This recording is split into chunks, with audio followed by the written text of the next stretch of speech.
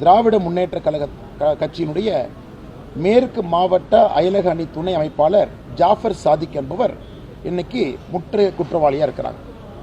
அவருடைய சகோதரர் விடுதலை சிறுத்தைகள் கட்சியினுடைய மத்திய மண்டல துணை செயலாளர் முகமது சலீம் என்கின்ற மைதீன் இருக்கிறாங்க.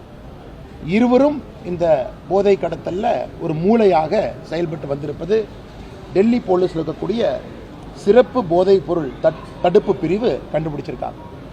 அதுவும் குறிப்பாக இந்த முக்கிய குற்றவாளியாக இருக்கக்கூடிய இந்த ஜாஃபர் சாதிக் திமுகவினுடைய தலைவர் மு க ஸ்டாலினிலிருந்து ஆரம்பித்து அமைச்சர் உதயநிதி ஸ்டாலினிலிருந்து அவருடைய முதல் குடும்பத்துக்குள்ள தயாரிப்பாளராக, அதன் பிறகு தமிழ்நாட்டினுடைய டிஜிபி கையில் விருது கேடயம் போகாத இடமே கிடையாது.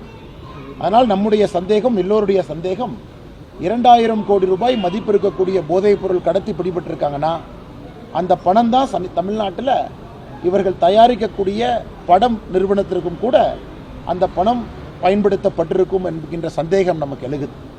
இன்னைக்கு திமுகவினுடைய முதல் குடும்பம் நேரடியாக சினிமா பட தயாரிப்பிலிருந்து குறிப்பாக தந்தை மகன் வரிசையாக எல்லாத்துக்கிட்டையும் ஃபோட்டோ எடுத்து அந்த கட்சியில் ஒரு மிக முக்கிய உறுப்பினராக இருக்கிறாங்க.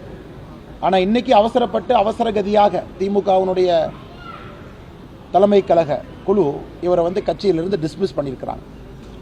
ஏன்னா எங்களுக்கு இதுக்கு சம்மந்தம் இல்லை, எங்களை விட்டுருங்க.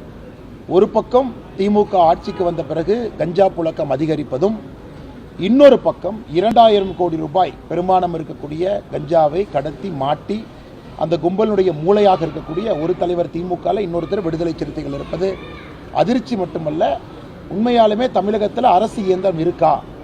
எப்படி சுதந்திரமாக ஒரு போதை கடத்தலினுடைய கும்பலினுடைய தலைவன் டிஜிபிட்ட போய் கையில் கேடைய பரிசு வாங்க முடியும்? அப்படி இருந்தால் எப்படி காவல்துறை தன்னுடைய பணியை ஒழுக்கமாக செய்வார்கள்?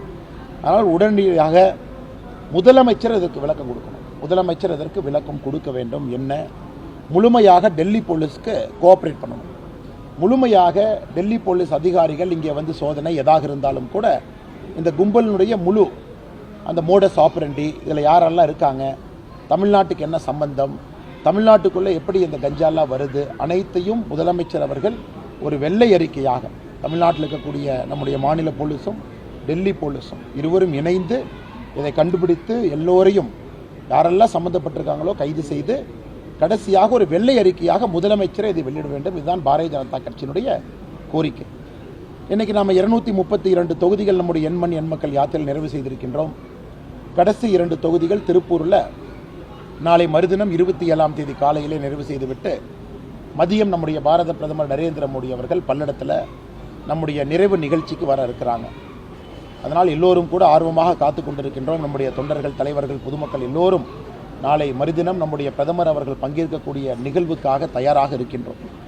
பிரதமர் அவர்கள் அந்த நிகழ்வு முடித்த பிறகு மதுரைக்கு வர்றாங்க. மதுரையில் ஒரு நிகழ்வு பிரதமருக்கு இருக்குது. அதன் பிறகு அடுத்த நாள் காலையில் தூத்துக்குடியில் போர்ட் ட்ரஸ்ட் சம்பந்தமான ஒரு அரசு விழா இருக்குது. அதை முடித்த பிறகு மத்தியானம் 11 மணிக்கு திருநெல்வேலியில் மறுபடியும் தென் தமிழகத்தில் பாரதிய ஜனதா கட்சியினுடைய மக்களுக்கான பொதுக்கூட்டத்தில் பங்கேற்றுவிட்டு பிரதமர் அவர்கள் தமிழகத்திலிருந்து கிளம்பி செல்கிறாங்க.